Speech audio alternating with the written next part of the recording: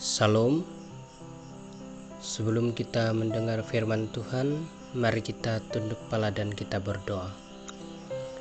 Tuhanlah Bapa kami yang ada di surga, yang kami kenal dalam nama Tuhan kami Yesus Kristus. Pada hari ini Tuhan, kami ingin bersama-sama belajar firman-Mu. Bukalah pintu hati kami supaya apapun yang kami bahas bersama-sama pada hari ini dapat masuk di dalam hati kami. Hamba-Mu yang menyampaikan, berikanlah hikmat dan kebijaksanaan supaya hamba-Mu dapat menyampaikan firman-Mu sesuai dengan kebenaran firman-Mu. Di dalam nama Yesus kami berdoa dan mengucap syukur. Mari kita katakan bersama-sama, amin. Teks kita pada hari ini diambil di dalam Bilangan 24 ayat 17. Bilangan 24 ayat 17 di bawah tajuk Nubuatan Bileam. Tema kita sepanjang bulan ini pengharapan, subtema pengharapan yang akan datang. Sebelum kita meneruskan pembelajaran kita pada hari ini, saya ingin membacakan teks pembelajaran kita pada hari ini di dalam Bilangan 24 ayat 17. Saya bacakan. Aku melihat dia, tetapi bukan sekarang. Aku memandang dia, tetapi bukan dari dekat.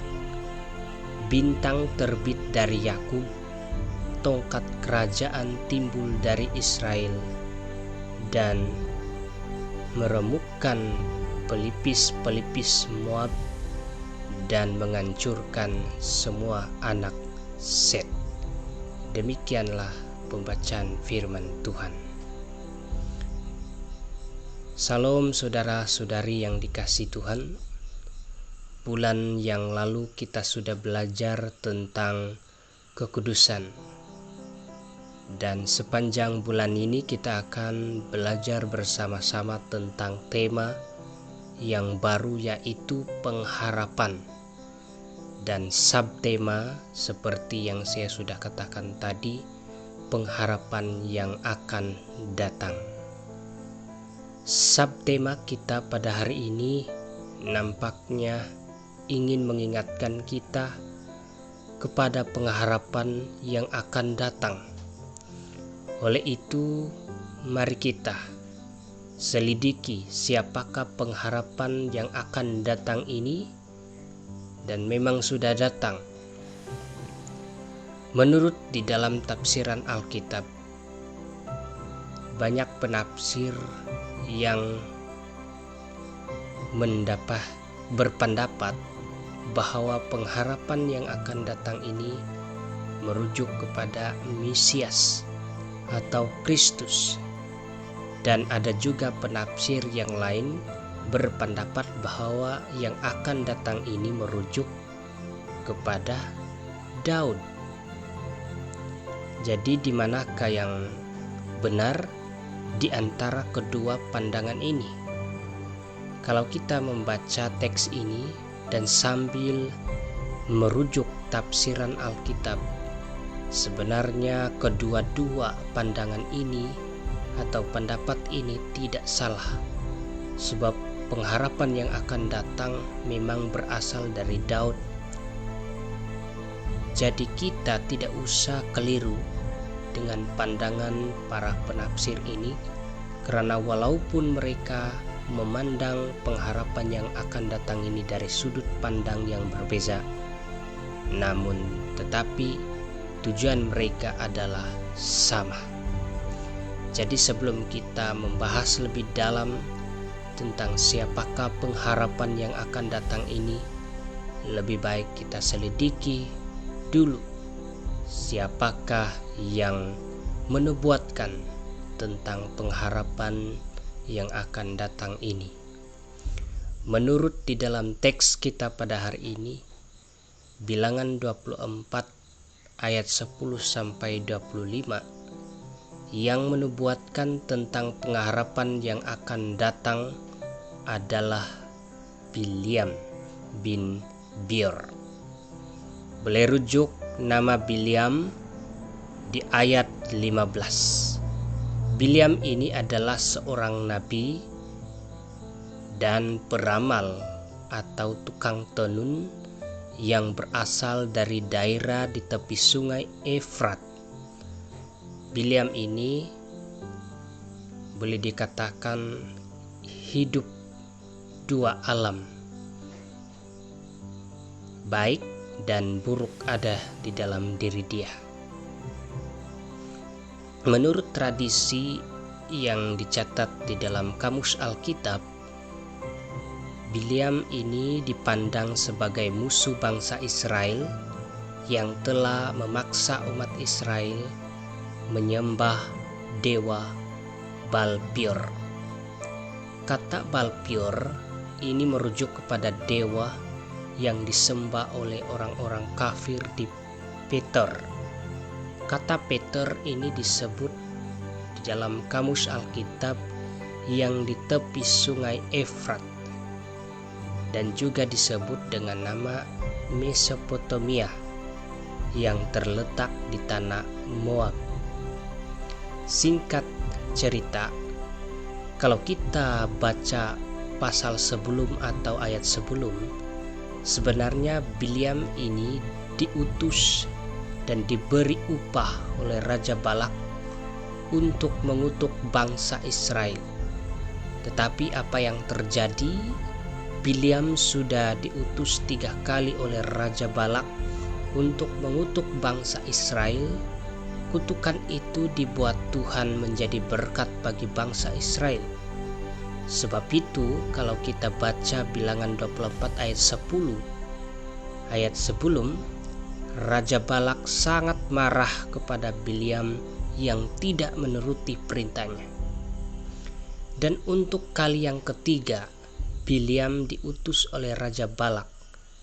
Nampaknya Bileam kali ini bukan saja memberkati bangsa Israel, tetapi menubuatkan tentang pengharapan yang akan datang.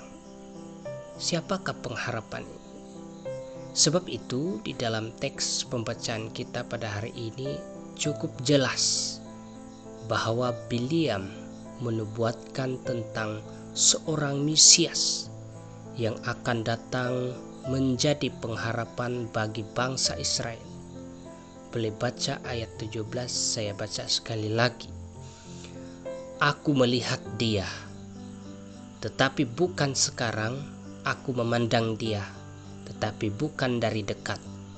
Bintang terbit dari Yakub, tongkat kerajaan timbul dari Israel, dan meremukkan pelipis-pelipis Moab dan menghancurkan semua anak Set. Demikian pembacaan firman Tuhan. Di ayat 17 ini, Bileam menubuatkan tentang kedatangan Mesias atau Kristus. Sebab itu di ayat ini Bileam berkata, aku melihat dia, maksudnya melihat Mesias, tetapi bukan sekarang. Aku memandang dia, tetapi bukan dari dekat. Ya, kalau kita mau memahami hal ini merupakan penglihatan secara rohani ataupun pandangan secara rohani. Singkat cerita, kalau kita mau melihat Mesias atau Kristus di dalam teks ini, maka kita harus belajar berpandangan secara teologi supaya kita dapat memahami ucapan-ucapan yang disampaikan oleh Bileam di ayat 17 ini dengan cara kita melihatnya secara umum. Pertama, saya memberikan contoh. Pertama, apa yang dinubuatkan oleh Bileam di dalam teks ini adalah merujuk kepada Kristus yang telah muncul dari keturunan Yakub ataupun Daud. Perhatikan kata bintang terbit dari Yakub. Kata bintang terbit dari Yakub ini merujuk kepada bintang yang pernah dilihat oleh pelawat-pelawat dari timur di dalam Matius 2 ayat 2. Matius 2 ayat 2 saya bacakan. Dan bertanya-tanya, di manakah dia, raja orang Yahudi yang baru dilahirkan itu? Kami telah melihat bintangnya di timur dan kami datang untuk menyembah dia. Demikianlah pembacaan firman Tuhan. Jadi, yang dimaksudkan dengan bintang terbit dari Yakub ini adalah Kristus sendiri yang lahir dari anak darah Maria di kota Daud, yang ditandai dengan bintang yang pernah dilihat oleh pelawat-pelawat dari timur atau orang Majus dari timur. Dan bintang itu menandakan tentang lahirnya seorang Mesias atau pengharapan yang akan datang, yaitu Yesus Kristus. Kedua, kata tongkat kerajaan ini merujuk kepada tanda kekuasaan atau lambang pemerintahan Kristus di dunia ini. Jadi, saya pikir dua contoh yang saya sampaikan ini sudah cukup untuk kita renungkan bersama. Oleh itu, pengharapan yang akan datang ini pastinya merujuk kepada Yesus yang lahir membawa damai dan sukacita serta keselamatan bagi setiap orang yang percaya kepadanya. Jadi saudara-saudari yang dikasihi Tuhan, bintang yang terbit dari Yakub, atau kalau di dalam perjanjian baru timbul dari keturunan Daud, ini adalah Yesus sendiri yang telah dibuatkan oleh Bileam. Jadi nampaknya Bileam bukan saja memberkati bangsa Israel, tetapi menubuatkan tentang seorang Mesias yang disebut pengharapan yang akan datang. Nah, sebagai kesimpulan, respon kita terhadap Mesias yang akan datang untuk memberi kita pengharapan adalah menyambut hari kedatangannya melalui Natal yang tidak berapa lama lagi akan berlangsung. Semoga Natal pada tahun ini kita dapat rayakan bersama-sama, walaupun kita sedang berhadapan dengan cabaran di masa kini. Tetapi percayalah bahwa pengharapan yang akan datang ini dan yang sudah datang memberi kita harapan yang pasti. Oleh itu, marilah kita sambut kedatangannya dengan sukacita, supaya ramai jiwa yang dihiburkan dan diselamatkan. Tuhan memberkati kita semua. Amin.